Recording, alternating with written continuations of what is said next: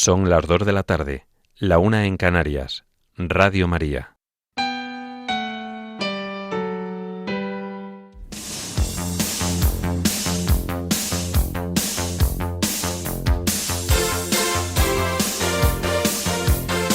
Servicios informativos de Radio María.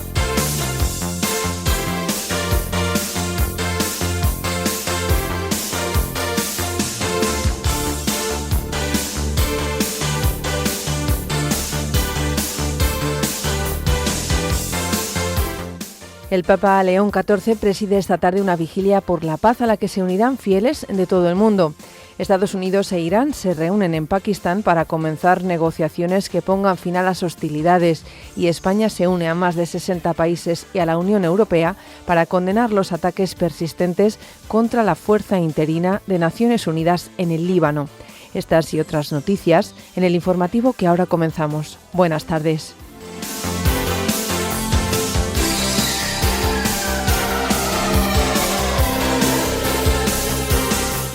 El Papa León XIV recibe a los miembros del Sínodo de la Iglesia de Bagdad de los Caldeos y los invita a ser incansables artífices de la paz en nombre de Jesús. La Iglesia en Pakistán manifiesta su preocupación ante la resolución que valida el matrimonio de una niña cristiana con un musulmán. Varias diócesis españolas celebran vigilias por la paz en unión al Papa León XIV. La diócesis de Alcalá de Henares celebra un encuentro diocesano de niños. La guerra de Sudán ha desplazado por la fuerza a 14 millones de personas en 3 años. La misión Artemis II de la NASA regresa a la Tierra tras el primer viaje lunar en más de 50 años. Policías mantienen protestas por la falta de concreción de Interior para equiparar su jubilación a Mossos y Ertzaintza. La Fiscalía de la Audiencia Nacional se opone a la semilibertad de la exdirigente de ETA, Amboto. Y en deportes, los golfistas españoles Jon Rahm y Sergio García pasan el corte del Máster de Augusta.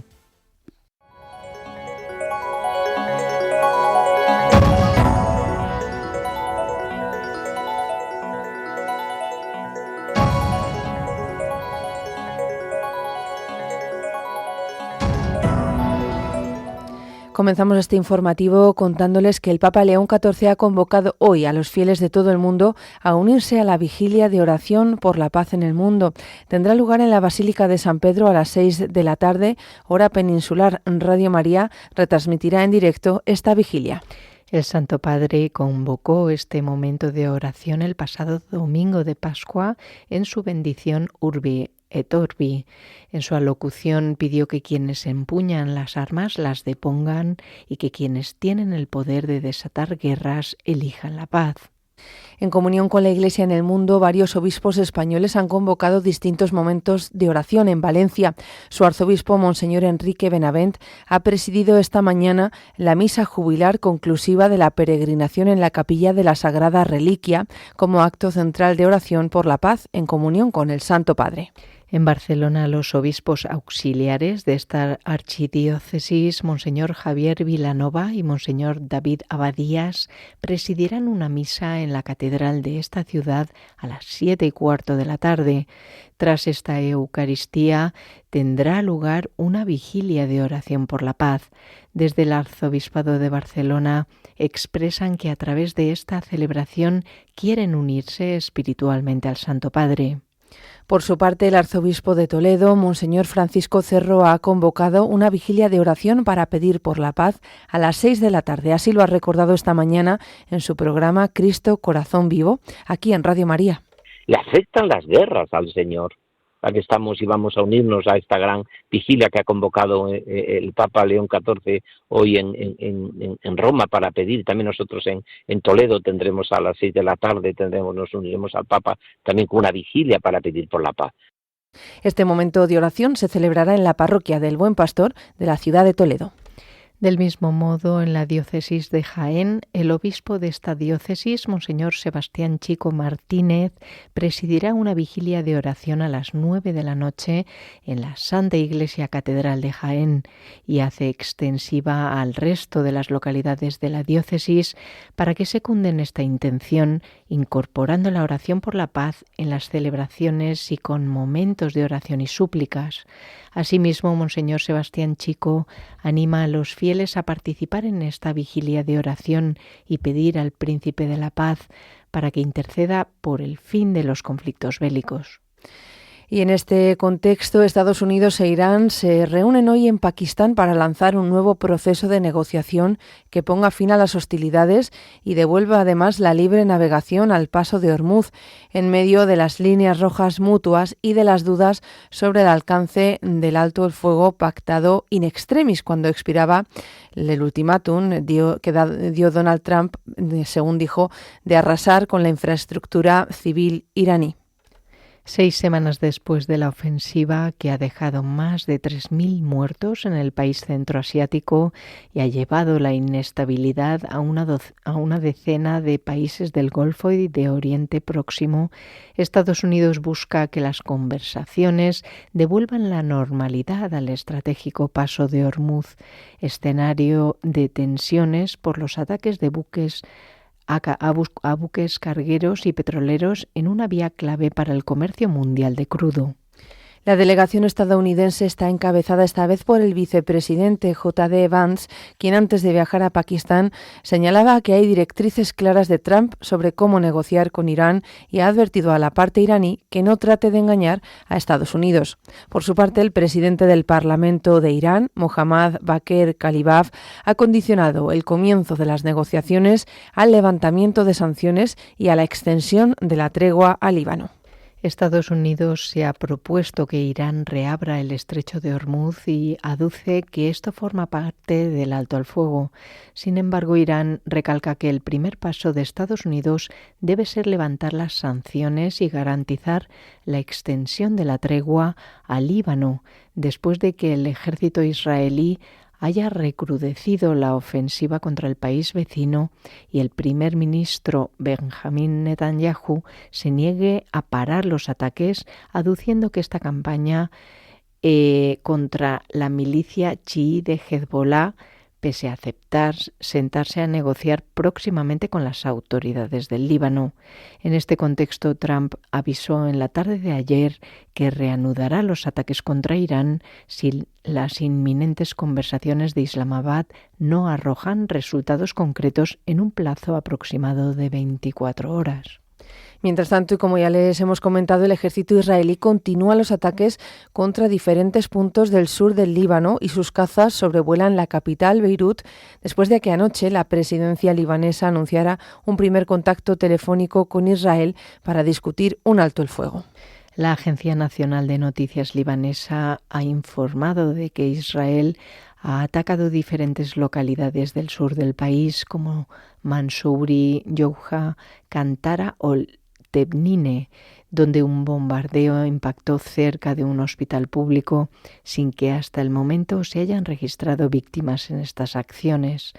Además, la agencia estatal ha afirmado que el enemigo israelí rompió la barrera del sonido en 2 ocasiones con aviones de guerra volando a baja altitud sobre Beirut y los suburbios meridionales de la capital, conocidos como el Dayé, que han sido duramente castigados por Israel desde el inicio de las hostilidades con Hezbollah el pasado 2 de marzo.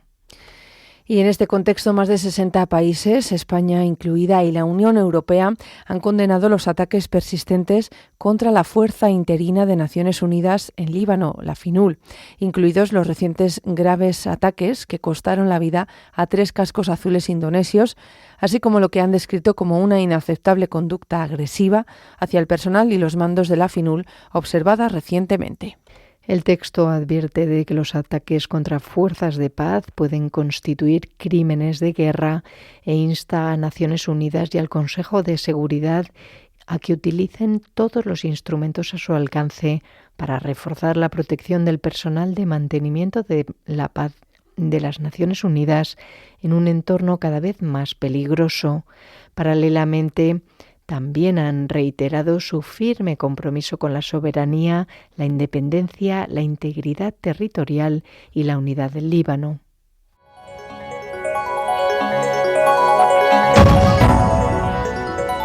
Noticias de la Iglesia en el mundo.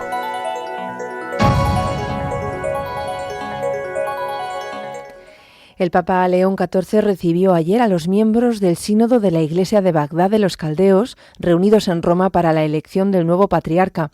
Con la mirada puesta en Oriente Medio, el pontífice ha exhortado a los obispos a ser un signo de esperanza en lugares profanados, según dijo, por la blasfemia de la guerra.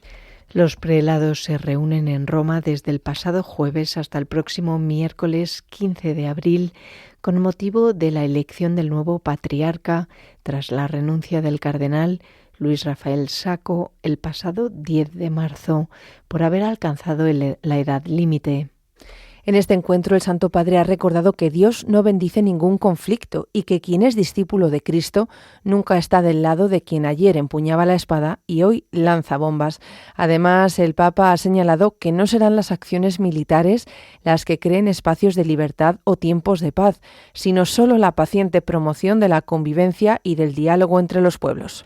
El pontífice los ha invitado a que las pruebas que atraviesan los impulse a ofrecer una respuesta iluminada por la fe y marcada por la comunión, también hacia los cristianos de otras confesiones, hermanos en la fe, con los que conviene establecer relaciones de auténtico intercambio. Así, ha añadido el Papa, serán un gran ejemplo y estímulo también para el querido y admirable pueblo de Oriente Medio, que ha asegurado que lleva en el corazón y por el que reza. Y el Papa León XIV recibió también ayer al presidente de Francia, Emmanuel Macron, en la primera audiencia entre ambos desde el inicio del pontificado. El mandatario francés acudió acompañado por la primera dama, Brigitte Macron, para un encuentro celebrado a puerta cerrada en el Palacio Apostólico del Vaticano. Después de la audiencia con el Santo Padre, Macron se reunió con el secretario de Estado de la Santa Sede, el cardenal Pietro Parolin, y con el secretario para las relaciones con los Estados y las organizaciones internacionales, Monseñor Paul Richard Gallagher. En esta reunión se abordaron cuestiones de carácter internacional con especial atención a las situaciones de conflicto en el mundo. Tanto el presidente francés como las autoridades vaticanas expresaron el deseo de que pueda restablecerse una convivencia pacífica a través del diálogo y la negociación.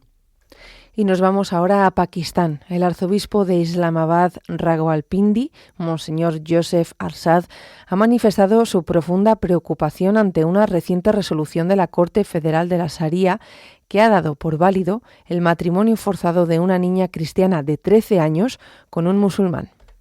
Como expresan medios informativos, la reacción de la Iglesia no responde a una mera impresión subjetiva, sino a la gravedad objetiva de un caso que afecta a la protección de los menores y a la seguridad jurídica de las comunidades más vulnerables. Según la legislación pakistaní, la edad legal para consentir matrimonio es de 18 años. Sin embargo, el tribunal, creado en 1980 para revisar si las leyes del país se ajustan a los principios islámicos, ha respaldado en este caso un matrimonio que, a juicio de los obispos y de otros dirigentes religiosos y civiles, contradice resoluciones anteriores y puede sentar un precedente peligroso. En este contexto, Monseñor Arsad ha aseverado que la aparente inconsistencia en la aplicación de las leyes diseñadas para proteger a los menores socava la confianza en el sistema judicial y suscita graves preocupaciones sobre la seguridad y la dignidad de las comunidades vulnerables. Además, ha denunciado que la protección legal prevista para proteger a los niños no se está aplicando de manera coherente en este territorio. Asimismo, Monseñor Arsad ha pedido a las autoridades competentes que adopten medidas inmediatas y eficaces para garantizar la protección de los menores, respetar las garantías constitucionales y cumplir los compromisos internacionales de Pakistán en materia de derechos humanos. Por su parte, la Conferencia Episcopal Católica de Pakistán y la Comisión Nacional Episcopal de Justicia y Paz han difundido una declaración conjunta en la que advirtieron de que los casos que afectan a niñas cristianas secuestradas están siendo juzgados de una manera incompatible con la legislación vigente. En este texto afirman que los tribunales no están aplicando de manera coherente la legislación que prohíbe el matrimonio de cualquier persona menor de 18 años. A su vez, los obispos subrayan que los tribunales tienen igualmente la obligación de garantizar que las acusaciones de conversión forzada y matrimonio de menores sean investigadas conforme tanto a las protecciones constitucionales como a los estándares internacionales de derechos humanos. A las declaraciones de la Iglesia se han sumado las reacciones de otras organizaciones de derechos humanos que han reclamado una revisión de la sentencia y han exhortado a las instituciones del Estado a actuar, alertando de serias repercusiones si no se adopta ninguna medida.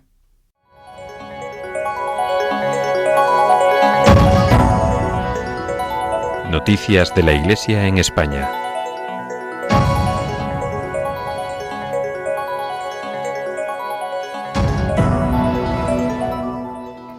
La Diócesis de Alcalá de Henares celebra hoy el Encuentro Diocesano de Niños, convocado por la Delegación de Infancia y Juventud. Tiene lugar en el municipio de Tielmes, bajo el lema Uno para todos y todos para uno. Entre las actividades que han organizado se combina la oración y las celebraciones con los juegos y el encuentro entre las parroquias. Además de los niños, participan catequistas y sacerdotes. La Delegación Diocesana de Infancia y Juventud asegura que este día quiere ser un gran encuentro de la Iglesia diocesana, un día de convivencia y comunión en el que los niños puedan experimentar que forman parte de algo grande, una Iglesia viva. El lema elegido recuerda que en la Iglesia nadie camina solo. De este modo, los organizadores confían en que este encuentro sea una oportunidad privilegiada para que los niños tomen conciencia de que pertenecen a una diócesis concreta, con rostros, comunidades y pastores reales, y de que su fe se fortalece cuando se vive en comunión. Cambiamos de asunto. La Diócesis de San Sebastián ha emitido un comunicado con una serie de aclaraciones ante la difusión en medios de comunicación y redes sociales del vídeo correspondiente a la cantante Toquisha, grabados en el interior de la Basílica de Santa María del Coro, donde posaba semidesnuda. En primer lugar, asegura que el obispado no ha concedido autorización alguna para la grabación, producción ni difusión de dicho material audiovisual en el citado templo. La diócesis explica que el pasado mes de julio la productora Visore solicitó al obispado la autorización para filmar una escena breve dentro de algún templo de la diócesis de San Sebastián, asegurando que sería un momento contemplativo y respetuoso, sin diálogos ni actividad que interrumpa la dinámica del lugar. Al solicitar una ampliación de la información sobre el proyecto, días más tarde la productora indicó que se trataba de un proyecto cultural que busca promover la cultura vasca a través de una historia íntima y poética. Agregaba que les interesaba especialmente contar con el acompañamiento y la colaboración de instituciones locales. Tras indagar trabajos de la productora y de la artista propuesta, el obispado comunicó a la productora que no autorizaba la grabación del proyecto en ninguno de los templos o ermitas de la diócesis. Posteriormente, la productora se puso en contacto con los responsables de la Basílica de Santa María para llevar a cabo el citado proyecto, silenciando su contenido auténtico y la negativa que habían recibido del obispado. El Obispado de San Sebastián indica que a raíz del estreno del vídeo y de la difusión de imágenes en las redes sociales han tenido conocimiento tanto del lugar como del contenido de la grabación. Añade que de forma inmediata se puso en contacto con la productora para exigir la retirada de las imágenes grabadas en dicha basílica y para recordarles la negativa para dicha grabación. Además, la diócesis lamenta profundamente el uso indebido de un espacio sagrado para la realización de contenidos que resultan incompatibles con el respeto debido a un lugar sagrado y que hieren la sensibilidad religiosa de los fieles. En su comunicado, El obispado precisa que se está estudiando si estos hechos pudieran requerir de algún tipo de acción jurídica o canónica. Y ayer se estrenó en las salas de cine españolas el documental En busca del Mesías, dirigido por Andrés Garrigó. La cinta indaga en el destino del pueblo judío por medio de testimonios inéditos de figuras prominentes que relatan cómo un encuentro con Jesús transformó sus vidas. Se trata de una producción internacional de Goya Producciones, rodada en Estados Unidos, Inglaterra, Francia, Suiza, Italia, Brasil y España, que aborda por primera vez en el cine las conversiones de judíos al catolicismo. Edith Stein, cuando entra en la oficina de la Gestapo, dice: bendito sea el nombre del Señor, porque sabía que si uno muere odiando, alimenta el odio, pero si uno muere amando, el odio se corta, vence el amor. Mi familia ha sido afortunada y ahora 3 de nosotros somos católicos. Entendí que la auténtica visión católica sobre los judíos y el judaísmo es, como dijo San Juan Pablo II, la de nuestros hermanos mayores en la fe. No creo que mi identidad católica niegue mi identidad judía. Y yo le pedí a María que curara a mi padre judío. Mi padre se curó y yo me hice cristiano. Según el director, el documental responde preguntas clave sobre la identidad del Mesías esperado y el rol del pueblo elegido en tiempos actuales y futuros, como por qué sigue existiendo tras más de 3.000 años. Garrigó enfatiza que el proyecto carece de connotaciones políticas y se centra en lo espiritual. Así, afirma que vivimos tiempos de incertidumbre en los que la gente busca verdad y paz que solo Dios puede dar. Esta película, dice Garrigó, podría ser la chispa que acerque a la fe descubierta por sus protagonistas.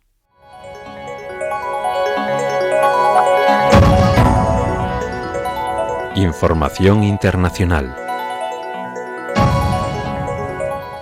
Comenzamos en África, en concreto en Sudán, para contarles que una cuarta parte de la población de este país, unos 14 millones de personas, han tenido que escapar de sus hogares para salvar de la vida en algún momento de los 3 años de guerra que se cumplen este próximo 15 de abril.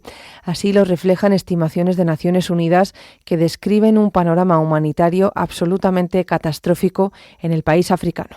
El conflicto comenzó el 15 de abril de 2023 tras el fracaso de las negociaciones de integración entre el ejército y el grupo paramilitar más poderoso del país, las Fuerzas de Apoyo Rápido. La culminación de la espiral de caos que tuvo su origen en el derrocamiento en 2019 del dictador Omar al-Bashir y la imposibilidad para configurar un gobierno de transición civil. Desde entonces, las atrocidades se han sucedido sin parar. Tanto el ejército como las fuerzas de apoyo rápido han sido señalados por organizaciones humanitarias como responsables de presuntos crímenes de guerra y contra la humanidad. El conflicto, además, ha reanimado históricos enfrentamientos comunitarios en la región occidental de Darfur, con el consiguiente derramamiento adicional de sangre. En medio de este panorama, la representante de la Agencia de Refugiados de Naciones Unidas, ACNUR, en el país, Marie-Hélène Verney, ha constatado que del total de desplazados, 4,5 millones de personas han escapado a otros países, principalmente Chad, Sudán del Sur y Egipto. Más de 58.000 niños llegaron solos a países vecinos, separados de sus familias durante la huida, a menudo heridos y profundamente traumatizados. El mes pasado, la Oficina del Alto Representante para los Derechos Humanos de la ONU detalló que solo en el año pasado se confirmó la muerte de 11.300 civiles y 500 víctimas de violaciones y otros episodios de violencia sexual, según las estimaciones más conservadoras, porque, tal como recalcó, muchos miles de personas siguen desaparecidos o sin identificar. Y les contamos también que la misión Artemis 2 de la NASA ha concluido con éxito tras el regreso a la Tierra de su tripulación, que ha amerizado en el Océano Pacífico frente a la costa de California, de Estados Unidos, después de completar un histórico viaje alrededor de la Luna. La nave Orion, en la que viajaban los 4 astronautas de la misión han descendido a través de la atmósfera terrestre, logrando un amerizaje asistido por paracaídas a las 17:07 horas, hora local, las 2 de la madrugada, hora española, frente a San Diego, poniendo fin a una misión de 10 días.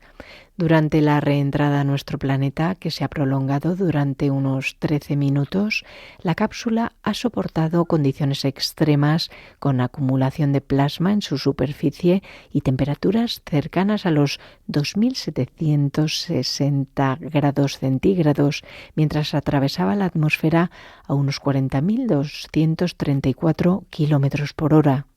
La NASA ha confirmado que los 4 tripulantes se encuentran en buen estado de salud tras completar esta travesía histórica que supone el primer viaje tripulado alrededor de la Luna en más de 50 años y uno de los pasos clave del programa Artemis.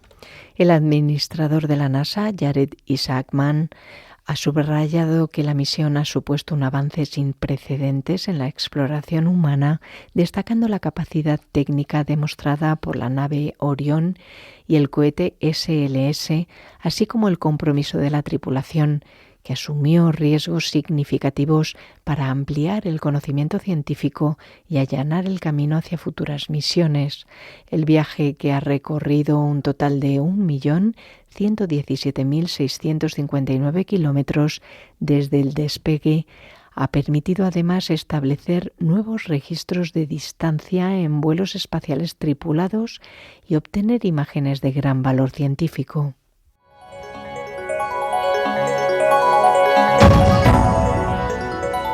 Información nacional.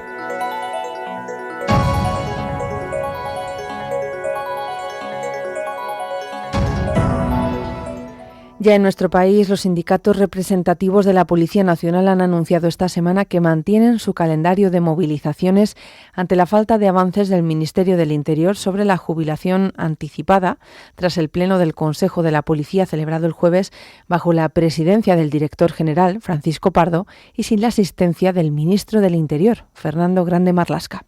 Las organizaciones policiales fueron emplazadas a una próxima reunión de la mesa técnica para abordar el anticipo de la jubilación en igualdad de condiciones de los Mossos d'Esquadra o la Ertzaintza, en cumplimiento de la sentencia del Tribunal Supremo favorable para los agentes encuadrados en la seguridad social.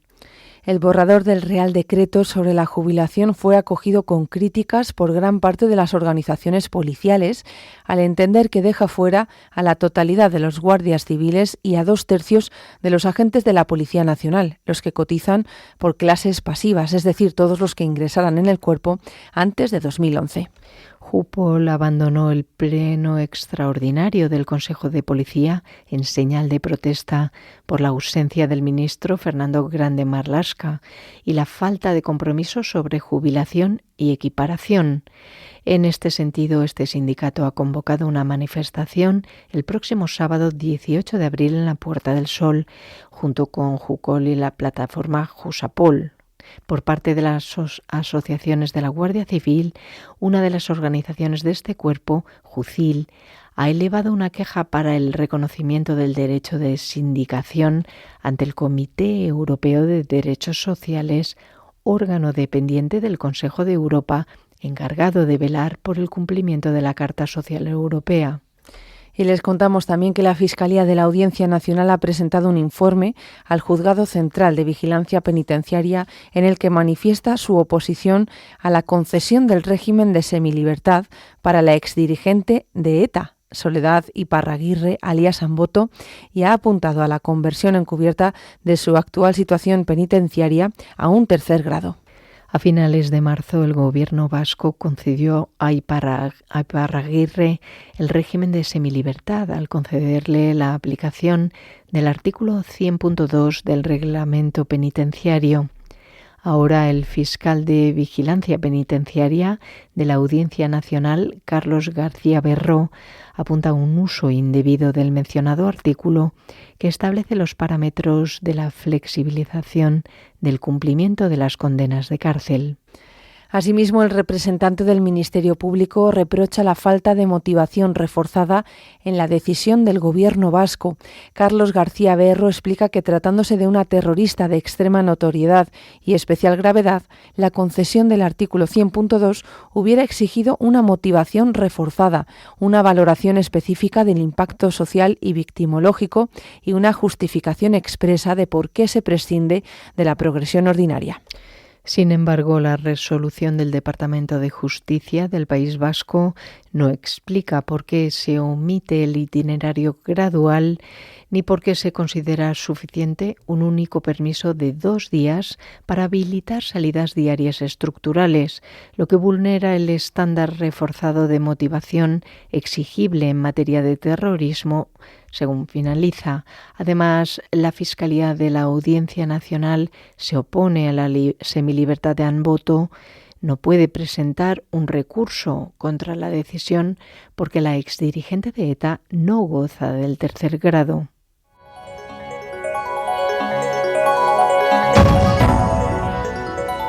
Información deportiva. Comenzamos con golf. Los españoles Jon Rahm y Sergio García han pasado el corte del Masters de Augusta para llegar al fin de semana en el primer Gran Mayor de la temporada, aunque muy lejos del protagonismo del norirlandés Rory McIlroy, que afianzó su liderato y la defensa del título. El vasco, con el +4 en el total que marcaba la salvación tras 2 jornadas, y el castellonense, con +3, cumplieron con sensacionales encontradas. Jon Rahm salió en sesión matinal y tuvo que esperar a que terminara la jornada para saber si se había clasificado, igual que Sergio García, que firmó un +3 con un juego irregular. A sus 60 años, José María Olazábal se quedó fuera con +9. Y en baloncesto, el Barça perdió por 93-86 con el AS Mónaco anoche en la penúltima jornada de la Euroliga, con lo que suma su 3ª derrota consecutiva y se queda peligrosamente en el top 10. En la última jornada contra el Bayern buscarán mantenerse en la competición, ya que dependen de sí mismos para no ser eliminados. Por su parte, el Baskonia ganó ayer por 72-82 en su visita a la Virtus Bolonia durante la penúltima jornada de la Euroliga. Con este triunfo, los vitorianos encadenan su 4ª victoria en una fase regular que, sin embargo, no les sirve para su clasificación.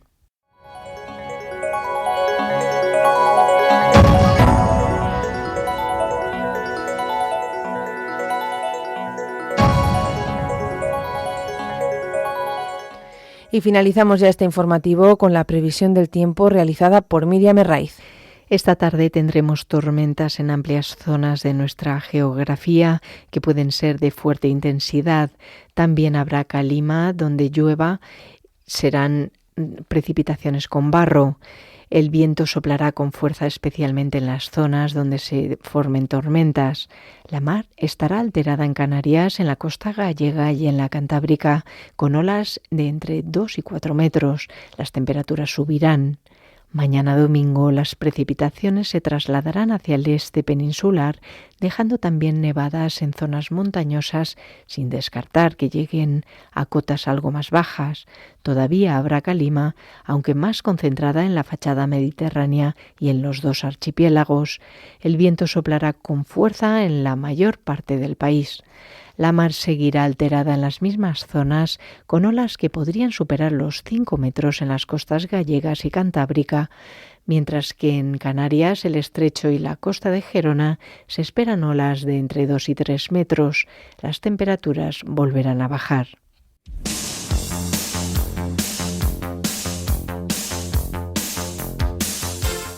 Esto es todo por ahora. Los hemos acompañado en la redacción Cristina Abad y en los micrófonos Marta Solano de Juan y Marta Troyano Martínez. Les ofreceremos más noticias a las 10 de la noche, las 9 en Canarias. Buenas tardes.